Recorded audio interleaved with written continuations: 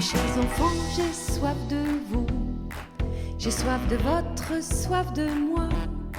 Ne craignez pas et espérez, je vous envoie le Paraclet. Mes chers enfants, j'ai soif de vous, j'ai soif de votre soif de moi.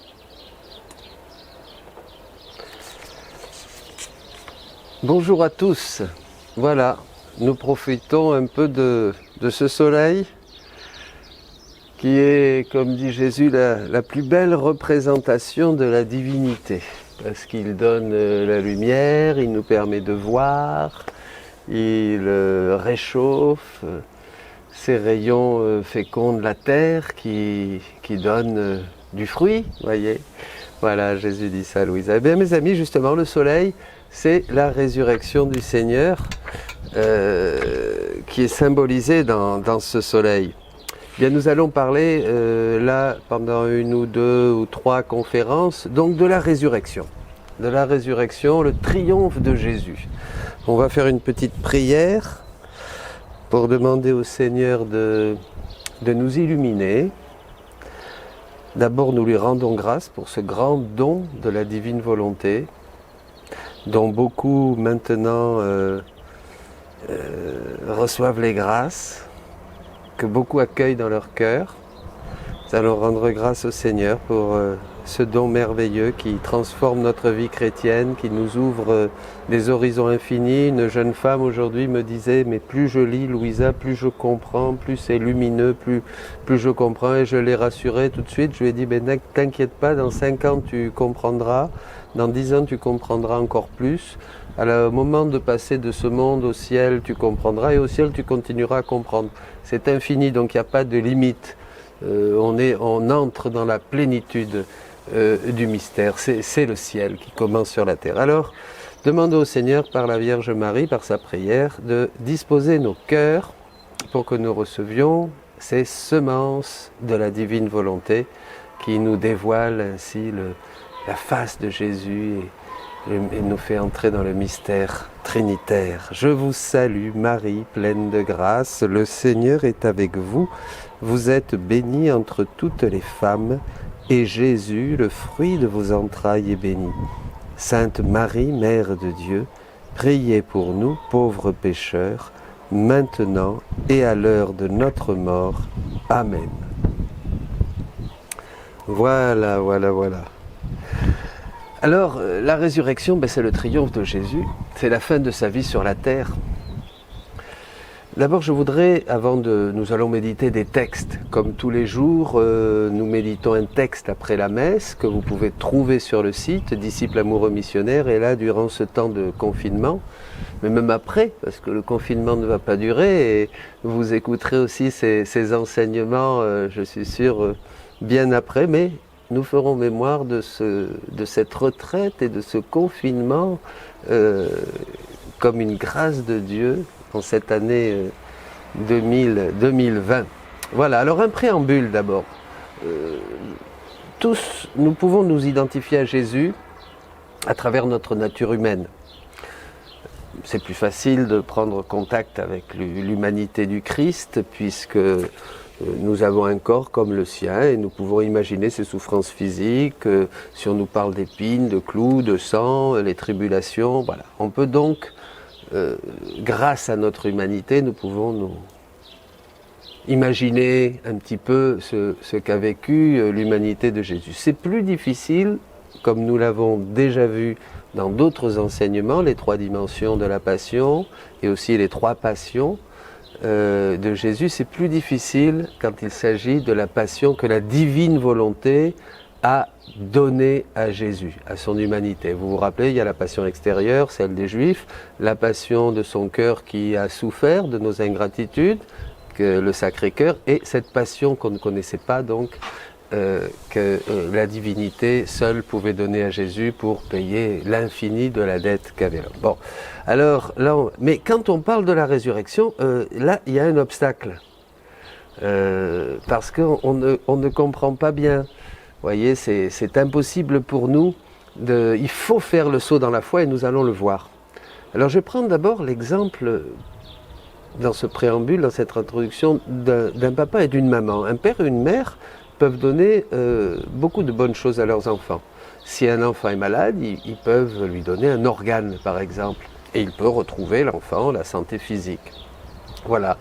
Les parents, bien sûr, veulent que non seulement il ait la santé physique, mais aussi qu'il ait tout ce dont il peut avoir besoin, voyez, pour mener une vie heureuse. En fait, ce que veulent les parents, c'est que l'enfant ait toutes les bonnes choses qu'eux, ils ont dans leur cœur, dans leur vie matérielle, spirituelle, morale, réussite. Ils veulent donner à l'enfant la meilleure des vies que eux, ils idéalisent. Et ça sera difficile parce qu'ils seront toujours devant la liberté, le choix de l'enfant qui peut vouloir cette vie ou ne pas la vouloir, et prendre un autre chemin, même s'ils font tous les efforts qu'ils pourraient faire, études, argent, santé, tout ce qu'il faut.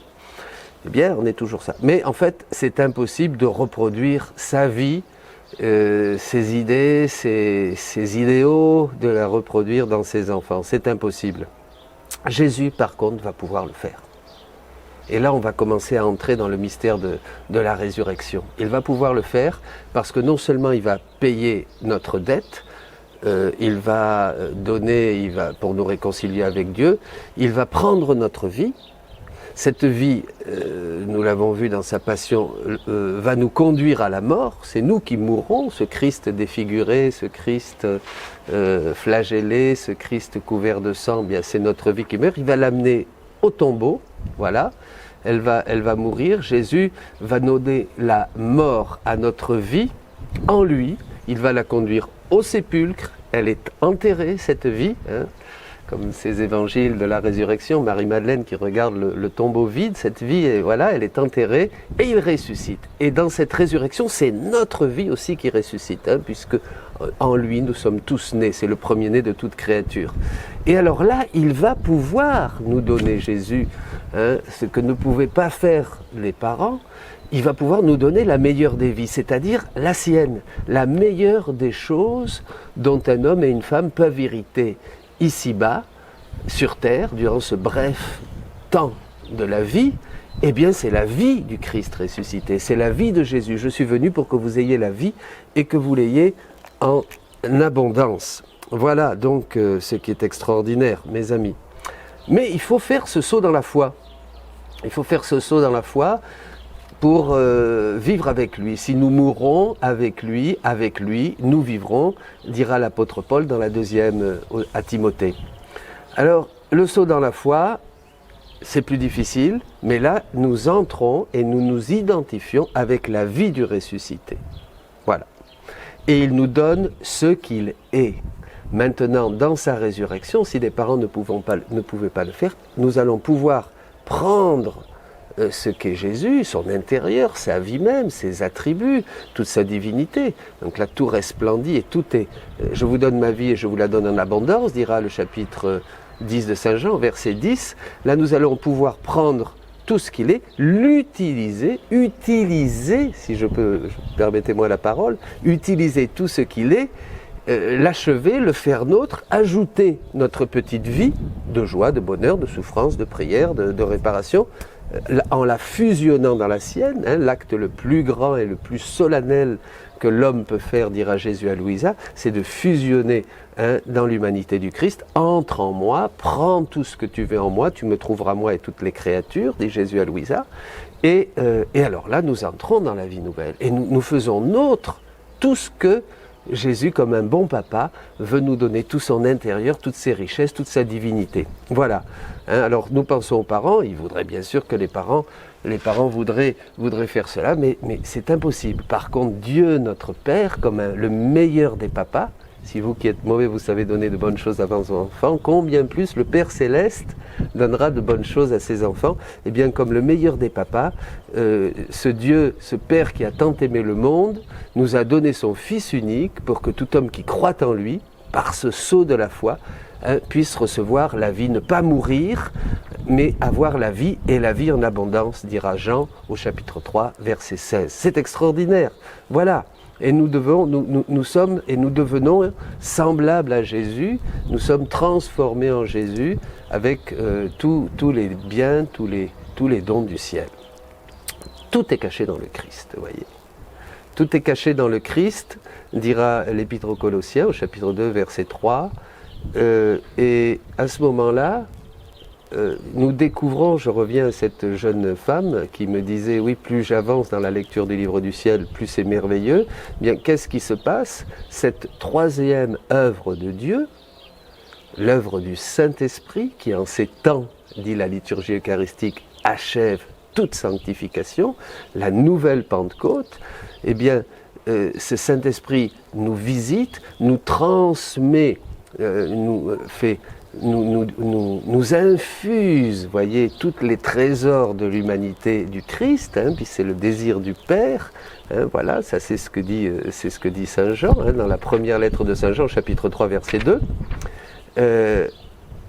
Et alors là, on découvre de plus en plus Dieu parce qu'on lui ressemble de plus en plus. Et nous allons revenir sur ça. Dans cette bonne terre de nos cœurs, voilà, le Seigneur nous donne tous nos trésors. À nous qui sommes ses résidences, comme il le dit à Louisa. Alors, voyons maintenant quelques textes. D'abord un premier texte où on va évoquer la nouvelle et divine sainteté.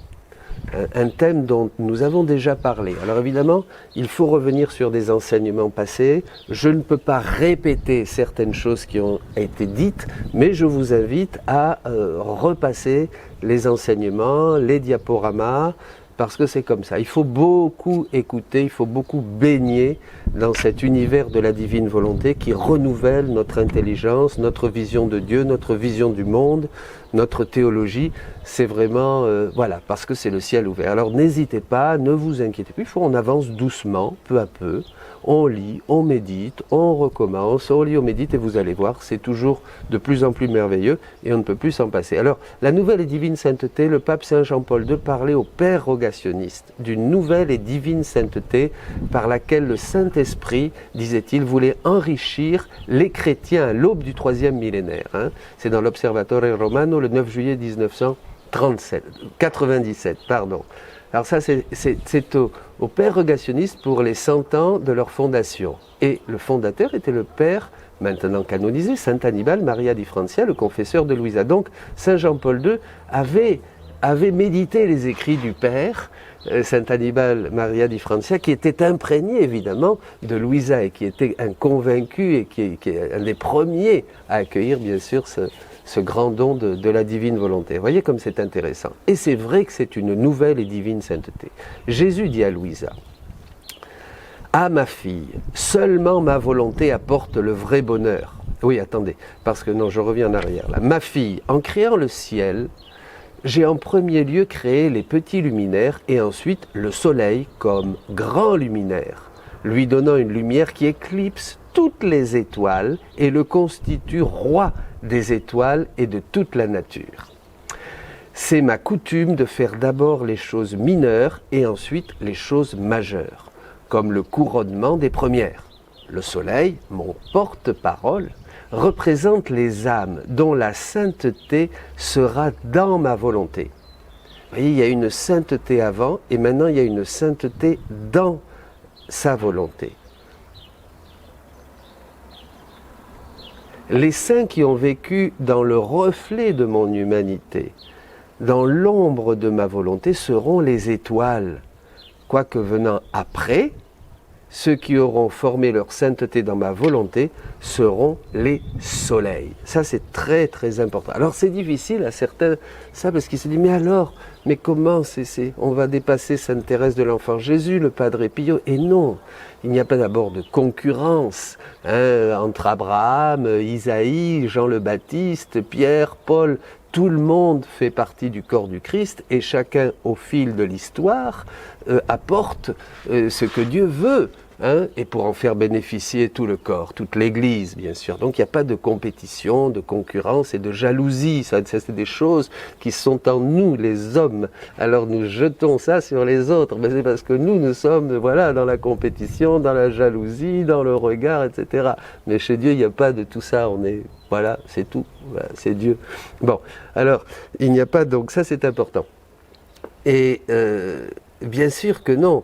Au contraire, les saints qui ont vécu à l'ombre de l'humanité, c'est-à-dire l'imitation de Jésus-Christ. Jésus-Christ, dans les évangiles, a manifesté son humanité dans une beauté, vous voyez, extraordinaire. Et nous avons vu ces hommes et ces femmes, je pense à Mère Teresa de Calcutta, à Saint François, à une Sainte Thérèse, à une Sainte Catherine de Sienne, à un Padre Pio, à une Marthe Robin, et puis les saints les saints des dernières décennies, à la fin du siècle dernier, là, les grands, la bienheureuse Dina Bilanger, la bienheureuse Conchita Cabrera, où là le Saint-Esprit était à la frontière de faire cette œuvre merveilleuse qu'il accomplira en Louisa, qui est la première, puisque c'est la première en qui le Saint-Esprit a pu vraiment, en qui Dieu, la première qui a vécu, voyez, dans la divine volonté.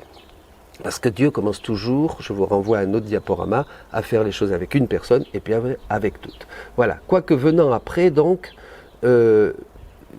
ces saints seront des soleils. C'est comme ça. Voyez. J'ai procédé de cette manière concernant la rédemption. Ma naissance fut sans fanfare devant les hommes. Mon enfance n'eut pas la splendeur des grandes choses de ma vie, de grandes choses. Ma vie à Nazareth fut si cachée que j'étais ignoré de tous. Je me suis astreint aux choses les plus petites et les plus communes de la vie terrestre. Dans ma vie publique, il y eut quelques grandeurs. Cependant, qui connut ma divinité? Personne, dit Jésus. Pas même tous les apôtres. Je suis passé au milieu d'eux. Je suis passé au milieu de la multitude comme un homme ordinaire, tant et si bien que tous pouvaient m'approcher, me parler et même me mépriser comme c'est arrivé. J'interrompis Jésus, dit Louisa en lui disant « Mon Jésus, Jésus, mon amour, que ces temps étaient heureux, quelle chance avaient les gens qui, s'ils le voulaient, pouvaient t'approcher et parler avec toi. » Alors là, Jésus va parler du vrai bonheur. Et ça, c'est une belle parole de consolation pour vous, mes amis, pour nous tous. Jésus reprit, « Ah, ma fille, seulement ma volonté apporte le vrai bonheur. » Voyez, seulement ma volonté apporte le vrai bonheur.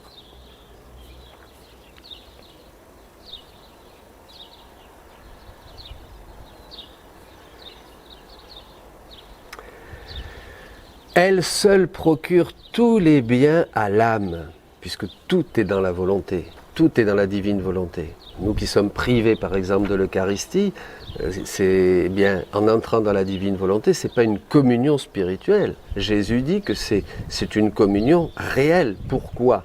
Mais parce que dans la divine volonté, nous sommes à la source du sacrement. C'est elle qui a créé l'Eucharistie le jour de l'institution de la première scène, et nous sommes là. Voyez, mes amis.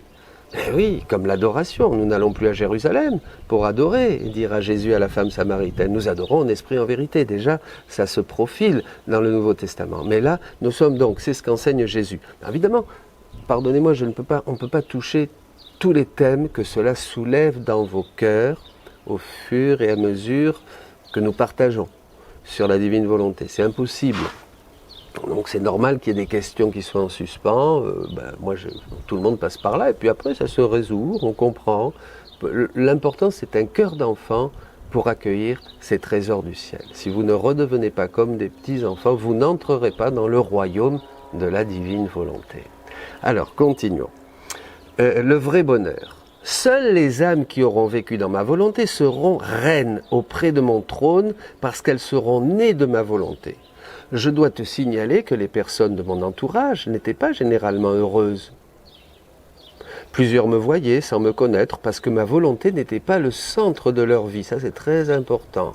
Dès qu'on fait un échange, l'échange de vie qui est la base de la vie dans la divine volonté, tout de suite, qu'est-ce qui se passe? Il y a une lumière qui naît. Jésus dit que le soleil se lève dans notre cœur. Donc on commence à voir les choses différemment. C'est impressionnant, c'est une vraie illumination sur nous-mêmes, sur le monde et sur Dieu. C'est une expérience spirituelle, mais c'est normal puisque Dieu est vivant. Donc on ne peut connaître Dieu qu'en l'expérimentant dans la vie, dans la prière, à travers la souffrance, à travers la joie, à travers ces communications, dit le catéchisme, numéro 521, qu'il veut nous donner. Pour que nous puissions entrer dans son mystère et vivre son mystère et que lui le vive en nous. Bon, donc le centre de leur vie. Pour cette raison, même s'ils m'ont vu, ils demeurèrent tristes. Vous voyez ? Ben oui, tristes, comme ça, sans plus. Seulement celles qui ont eu le bonheur de recevoir les semences de ma volonté, dans leur cœur se disposèrent à la joie de me voir ressusciter. Eh bien ça, c'est ce que nous vivons.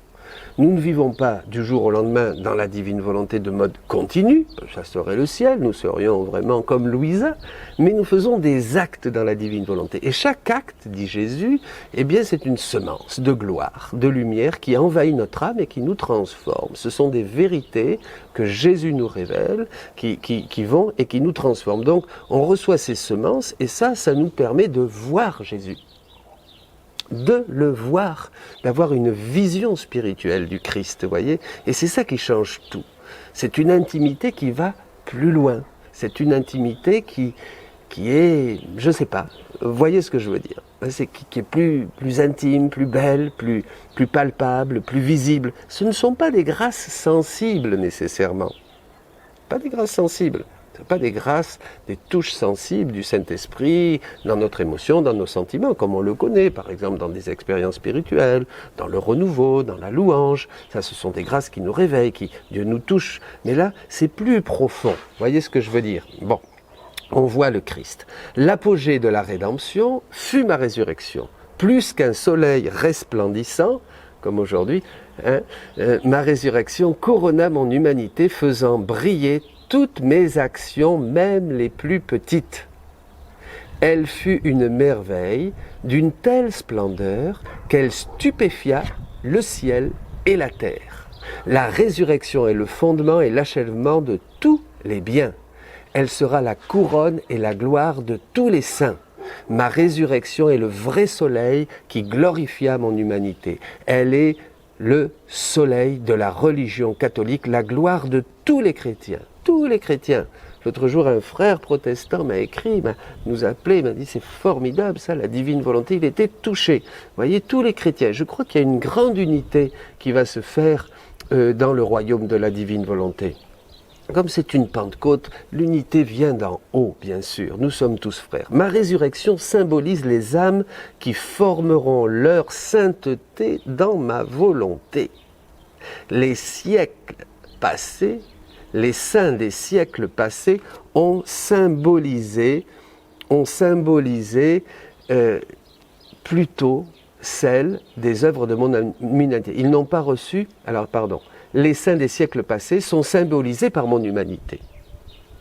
Et c'est bien ce que durant 2000 ans, toutes les écoles, toutes les spiritualités ont essayé d'imiter l'humanité du Christ. Et ils ont vécu à l'ombre de l'humanité du Christ, vous voyez.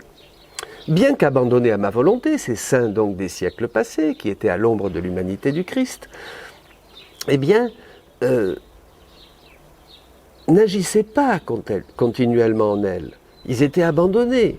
Ainsi, ils n'ont pas reçu l'empreinte du soleil de ma résurrection, mais plutôt celle des œuvres de mon humanité avant ma résurrection. Vous voyez cette comparaison que fait notre Seigneur Jésus, et qui est très lumineuse.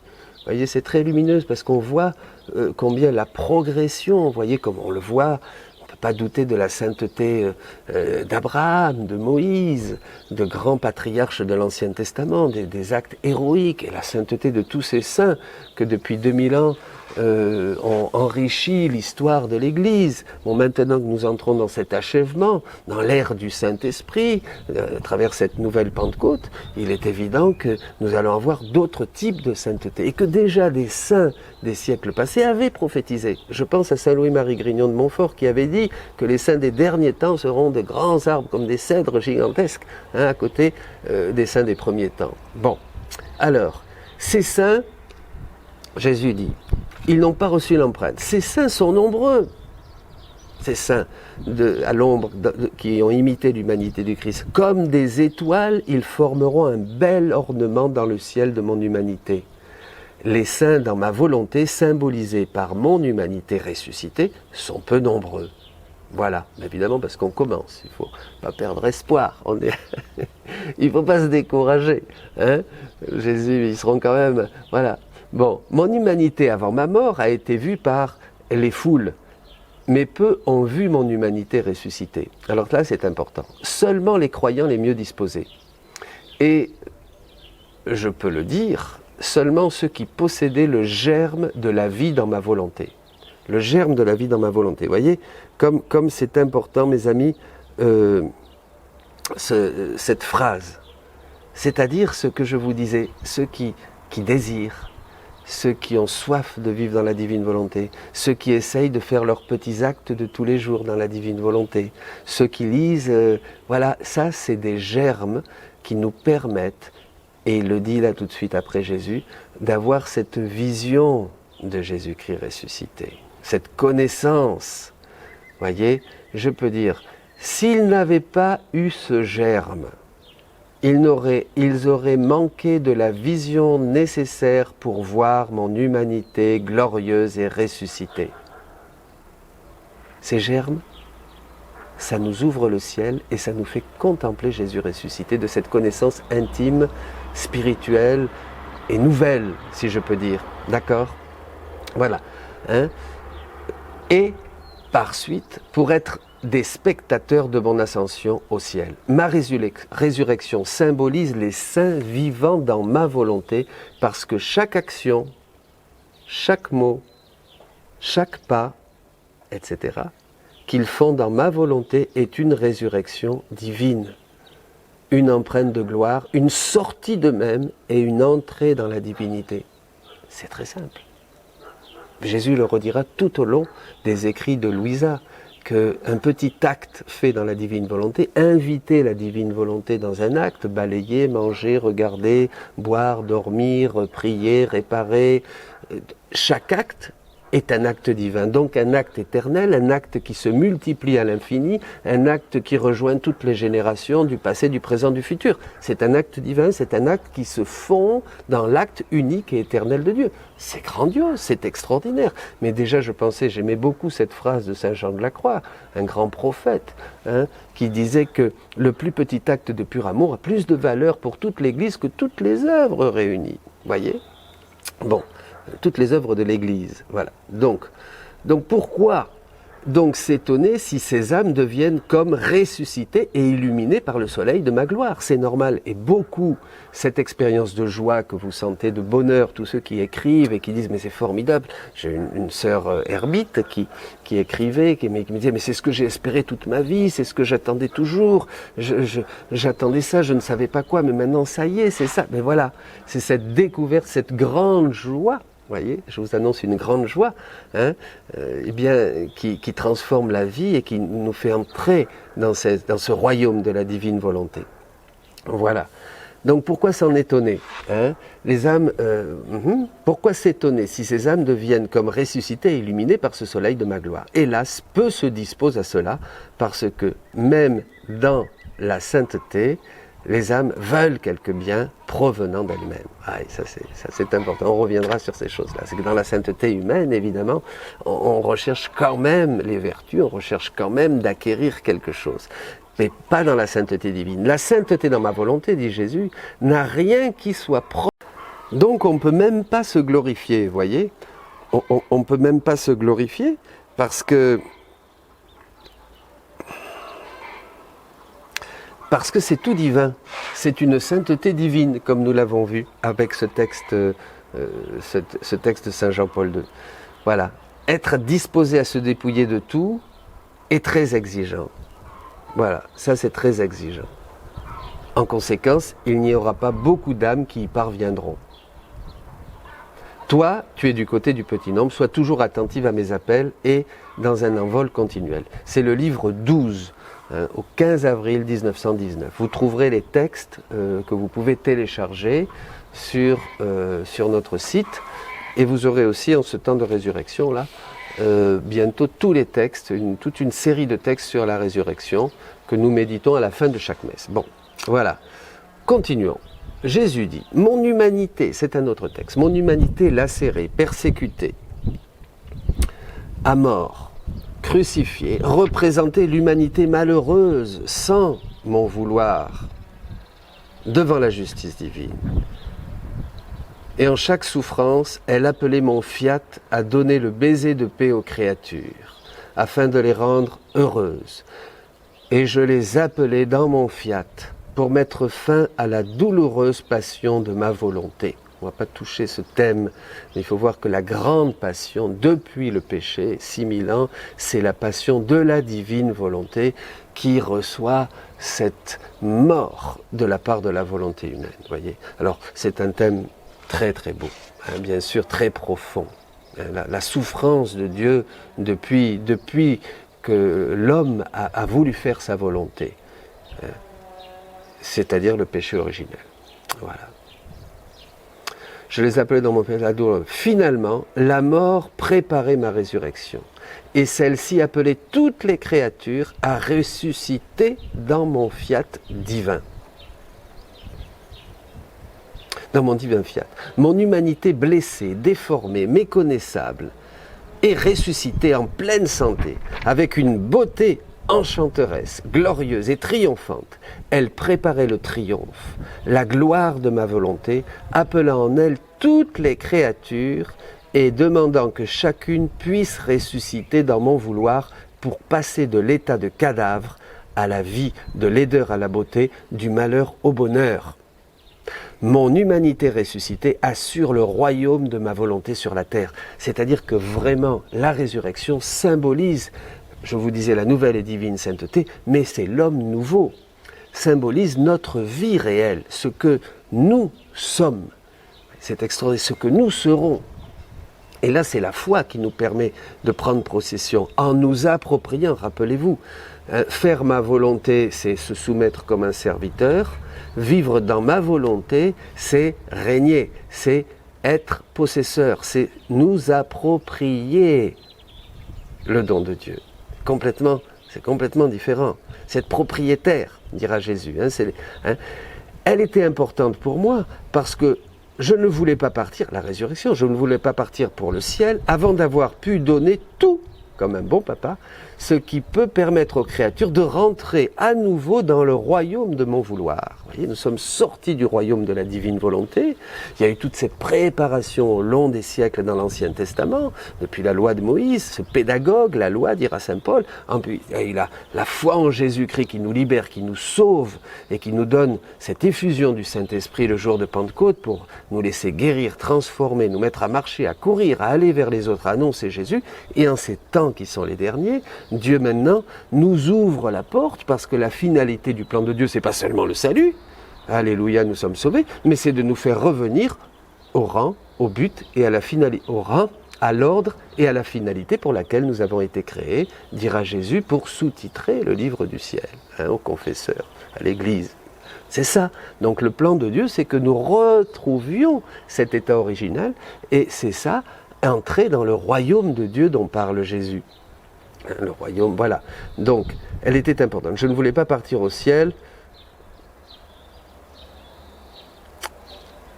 Par conséquent, unis-toi à moi et fais qu'il n'y ait aucun acte que tu fasses et aucune souffrance que tu subisses sans appeler ma volonté à occuper sa place royale et dominante. Et ta victoire sera de la faire connaître et aimer et désirée par toutes les créatures. Bon, là, moi je dis le livre du ciel, c'est le manuel pour apprendre à vivre dans la divine volonté, pour entrer dans la divine volonté, pour laisser cette divine volonté régner en nous, la recevoir sous forme de prêt, et toutes les grâces que le Seigneur nous donne et qui nous transforment la vie et l'existence. Vous voyez, c'est extraordinaire. Et à travers nos petits actes. Voilà. Cette humanité blessée, pour aller plus loin et puis conclure un petit peu, défigurée, c'est chacun de nous. Quand Jésus était là durant cette passion que nous avons méditée durant la Semaine Sainte, mais c'est réellement chacun. Jésus, par amour pour moi, va vivre ma vie payer le prix de tout ce que je dois à la divinité, que je ne pouvais pas payer. Il fallait seulement une dette divine. Une dette divine ne pouvait être payée que par quelqu'un de divin. Alors, voilà. Et il faut vraiment rendre grâce à Dieu, mes amis, pour ce don qui vous touche maintenant. Jésus met à notre disposition, à travers son humanité ressuscitée, tous ses dons. Il nous demande juste de mourir à notre volonté propre, pour le laisser lui régner. Si nous mourrons avec lui nous vivrons. Jésus nous dit qu'il ne voulait pas partir sans nous laisser tous ses dons. Mais maintenant, ces dons, ils sont là. Nous sommes comblés de bénédictions spirituelles dans les lieux célestes en Jésus-Christ, dira saint Paul. Eh bien, tout est là. Il suffit de tendre la main de notre foi et de dire, eh bien, je crois. Comment entrer dans la divine volonté? D'abord, maintenant que je vous en parle, ça veut dire que Dieu veut la révéler. Sinon, je ne vous en parlerai pas. La prédication, c'est le signe de Jonas. C'est ça. Donc, 2, croire, l'estimer, vraiment chérir ce don comme le plus grand don, dit Jésus, qui est fait de la part de Dieu à l'humanité. C'est le don de la divine volonté. Tout concourait, tout était en fonction de ce don, dira le Seigneur. Tous les siècles avant, tout était justement pour cette révélation. Tout préparé, la Vierge Marie. La Vierge Marie est la reine du royaume de la divine volonté. Bien sûr qu'elle est heureuse avec tous nos chapelets, toutes nos dévotions, qu'on l'écoute, qu'on l'aime comme une mère. Mais ce qui rend Marie heureuse, surtout, et c'est son vrai rôle, et ça nous le méditerons au mois de mai dans le livre bleu, Marie, reine du royaume de la divine volonté, c'est de nous enseigner ce qu'elle a toujours eu depuis sa conception immaculée, c'est-à-dire le royaume de la divine volonté en elle. Et comment maintenant faire entrer ses enfants pour que nous soyons tous les enfants de Marie, qui a un rôle très particulier dans les derniers temps. Et justement, c'est de nous réunir pour nous apprendre à vivre dans la divine volonté, et nous serons le triomphe de son cœur immaculé. Et c'est ça, vous comprenez, il y a une vision, on voit comme s'accomplissent toutes les prophéties, toutes les lieux d'apparition, toutes les grâces que Marie a déversées sur l'humanité par sa prière. Elle est notre mère. Voilà. D'ailleurs, nous en reparlerons une autre fois. Alors, Jésus nous dit qu'il ne voulait pas partir sans nous donner tous ses noms. Mais bien sûr, parce que si Jésus n'est pas... si Jésus n'est pas ressuscité, vaine est notre foi. Voilà. Si le Christ n'est pas ressuscité, vaine est notre foi, dira l'apôtre Paul. La foi qui nous dit que Dieu nous aime à travers tout ce qui existe. On oublie que si nous nous éloignons de Dieu, nous nous éloignons de tous les biens, de toute la création. C'est pour ça que nous ne respectons pas le prochain, nous ne respectons pas la création, parce que nous n'avons pas cette vision, nous n'avons pas ces semences qui nous permettent de voir dans la lumière du Christ ressuscité toute la création, tout ce qui existe, tout ce qui est beau. Nous oublions Dieu, donc nous nous éloignons de tous les biens qu'il veut nous donner à ses enfants. On pense au bien spirituel, bien sûr, mais il s'agit de tous les biens, de tout le créé, tout ce qui existe, les forêts, les montagnes, les aliments, la tendresse, la chaleur, la famille, Jésus, tout ça c'est la création, tout ça c'est créé. Et puis la grande espérance, mes amis, c'est la résurrection, pour la raison simple que si le Christ est ressuscité, il veut que cette création continue. Et bien sûr, ce soleil, la lune, les étoiles, la pluie, l'air, tout ce que nous vivons. Parce que sinon, la création n'aurait pas lieu d'être. Dieu aurait terminé avec cette création. Donc la résurrection est la confirmation que Dieu veut continuer son œuvre dans la création et son œuvre de rédemption dans l'homme jusqu'à ce que nous rentrions comme le Fils prodigue dans la maison du Père et que de nouveau nous puissions jouir et posséder tous les biens qui sont dans le royaume de notre Dieu et Père. Voilà. Alors, encore un texte. Ma fille, dans ma résurrection, le droit pour toutes les créatures de renaître en moi à une vie nouvelle a été établi. C'est un droit. Comme dit dans un autre endroit, Jésus dit que nous sommes les fils légitimes dans la divine volonté, par droit. Vous voyez, c'est extraordinaire. Ma résurrection fut la confirmation, le sceau de toute ma vie, de mes œuvres, de mes paroles et de ma venue sur la terre pour me donner à toutes les créatures comme vie qui leur appartient. Voilà. Jésus nous appartient. Tous les trésors du cœur de Jésus nous appartiennent, toute la vie de Jésus nous appartient, tous les attributs de la divinité nous appartiennent. Ma résurrection fut le triomphe de toutes les créatures et la nouvelle conquête que chacun recevait de celui qui est mort pour toutes, afin de leur donner la vie et les faire renaître dans ma résurrection. Voilà. Alors bon, il y a une note, je vous laisse quand vous méditerez le texte, il y a plusieurs notes qui peuvent enrichir notre réflexion. Hein. Ma résurrection fut le triomphe de toutes les créatures. Mais veux-tu savoir en quoi consiste la vraie résurrection de la créature? Ce n'est pas la fin de ses jours. Souvent on pense qu'on attend la récompense à la fin de nos jours, mais non. Mais alors, qu'elle vit encore sur terre. Quiconque vit dans ma volonté renaît à la lumière et peut dire « ma nuit est terminée ». Si vous entrez, mes amis, dans la divine volonté, la nuit est terminée. C'est la vie du ciel qui commence sur la terre. Ça, c'est quelque chose de très important. Il n'y a pas un avant et un après. Vous ferez au ciel, après ce temps sur terre, quand Dieu le voudra, comme Dieu le voudra, puisque dans la divine volonté, nous nous abandonnons complètement à tout ce que Dieu veut. On va le voir là, pour terminer. J'espère pouvoir terminer. Vous ne ferez rien de plus que ce que vous faites ici. Ce que vous aurez commencé ici, et Jésus le dit aussi au livre 21, vous continuerez à le faire après. Vous irez chercher des âmes, vous travaillerez avec Dieu dans toutes les choses, vous rejoindrez Dieu dans toutes les choses créées, vous rejoindrez tous les cœurs, vous irez les chercher, vous irez les influencer, vous irez leur prêcher l'évangile, vous glorifierez le Seigneur, vous reprendrez la vie de tous les saints, les actions de tous les saints, et vous continuerez à faire. Vous voyez ce que vous faites déjà ici-bas dans ce don de la divine volonté. Donc la nuit est terminée, c'est le jour, nous entrons dans le jour, c'est l'aurore. Cette créature ressuscite dans l'amour de son Créateur, de sorte que le froid et la neige n'existent plus pour elle. Elle ressent le sourire du printemps céleste, le printemps de l'Église.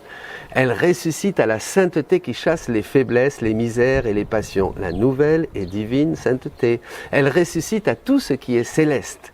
Et si elle regarde le ciel, la terre ou le soleil, elle les voit pour trouver les œuvres de son Créateur et avoir l'occasion de lui dire sa gloire et sa longue histoire d'amour. Oui, ça c'est très très beau.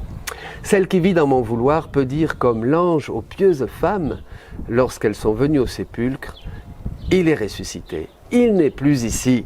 La créature qui vit dans mon vouloir peut dire la même chose, ma volonté n'est plus avec moi, elle est ressuscitée dans le fiat. Ce sont les évangiles que nous méditons en ces jours de résurrection, cette octave de la résurrection. Les femmes vont au tombeau, c'est fini, il n'est plus ici. Eh bien nous c'est pareil, notre volonté, notre vie est morte avec Jésus, avec lui nous mourons, avec lui nous ressuscitons, elle a été enterrée, nous n'avons plus de vie propre. C'est Jésus maintenant qui répète sa vie en nous. Nous sommes seulement des réceptacles pour laisser Jésus répéter toute sa vie comme il veut, quand il veut, à sa guise, au moment où il veut. Nous n'avons même plus de désir personnel, ni de nous réaliser dans tel ou tel domaine, dans tel ou tel aspect de pastoral ou de sainteté, ou de mystique, c'est fini. Jésus, fais de moi ce que tu veux. Voilà, c'est tout. Je te donne ma volonté, tu me donnes la tienne œuvre, règne en moi, et moi je me fonds en elle. Voilà. Vous voyez, ça simplifie beaucoup la vie spirituelle. Voilà. Et alors, ma volonté ressuscitée. Je n'ai plus en mon pouvoir, alors ça c'est très important. Et si les circonstances de la vie, ça confirme ce que je vous disais, les occasions et les souffrances entourent la créature comme si elle cherchait la volonté de la créature. Celle-ci peut répondre, vous voyez, c'est-à-dire le stimuli, les occasions, tout ce qui vient de la vie extérieure, frapper à la porte de notre vie, de notre cœur, de notre imagination, de notre sensibilité, toutes les circonstances, tout ce qui arrive, vous voyez, d'inattendu, un virus par exemple, voilà, hein. Celle-ci peut répondre, bon ben oui, mais ma volonté est ressuscitée, je ne l'ai plus en mon pouvoir, j'ai en échange la divine volonté pour accueillir ceci, cela, cette chose, ce fait, cette circonstance, cette maladie, cette difficulté. Et avec sa lumière, je veux investir toute chose m'entourant, les circonstances, les souffrances, pour en former autant de conquêtes divines. C'est-à-dire que dans la divine volonté, le Seigneur va profiter de tout ce que nous pouvons vivre pour nous conquérir davantage et pour développer sa vie dans notre vie, avec notre petit fiat, bien sûr, notre oui, comme la Vierge Marie. Vous comprenez ? C'est ça. Il vient nous conquérir et nous mettons notre oui dans sa vie pour ne faire plus qu'une seule vie qui monte vers le Père pour la glorifier. La vie de Jésus est la nôtre fondue dans la sienne. Voyez ? Alors, celle qui vit dans notre vouloir trouve la vie dans les actes de son Jésus, c'est ce que je vous disais, et notre volonté opérante, conquérante, triomphante, court toujours dans cette vie et nous donne tant de gloire que le ciel ne peut la contenir. Par conséquent, vis toujours dans notre vouloir, n'en sors jamais si tu veux être notre triomphe et notre gloire. Quel texte, mes amis, du volume 36, le 20 avril 1938. Eh bien, c'est ça, voilà, tout concourt au bien de ceux qui aiment Dieu. Eh bien, demandons la grâce de ne plus sortir de sa divine volonté. Quand nous en sortons, parce que nous sommes bien misérables, bien sûr, et les circonstances nous tirent à droite et à gauche, eh bien, vite on revient et on demande à Jésus. Jésus dit qu'il faut demander, c'est comme des lettres, il dit qu'on envoie pour le ciel. Il aime parce que chaque fois qu'on demande, chaque fois qu'on supplie, ça creuse en nous le vide, et ce vide le remplit la puissance de la divine volonté. Mes amis, demandez au Seigneur, regardez ce soleil qui inonde toutes choses. Je demande qu'il vous inonde là où vous êtes. Maintenant que vous écoutez ces enseignements célestes de votre serviteur, maintenant que vous écoutez ces paroles du ciel, ces écrits du livre du ciel, cette beauté, ces choses qui transcendent et qui dépassent tout ce que nous pouvions penser et imaginer, ces choses pour lesquelles et ces vérités pour lesquelles Dieu a tellement attendu pour leur révéler à ses créatures, ces petits, ces chéris que nous sommes. Eh bien aujourd'hui, recevez-les. C'est la résurrection de beaucoup d'entre vous, c'est la résurrection de vos vies, de vos esprits, de vos êtres, de tout ce que nous sommes. C'est dans la divine volonté qu'il y a le vrai bonheur, c'est dans la divine volonté que nous nous approprions la vie de Jésus-Christ, cette vie abondante qu'il nous donne aujourd'hui. Amen, fiat, soyez bénis.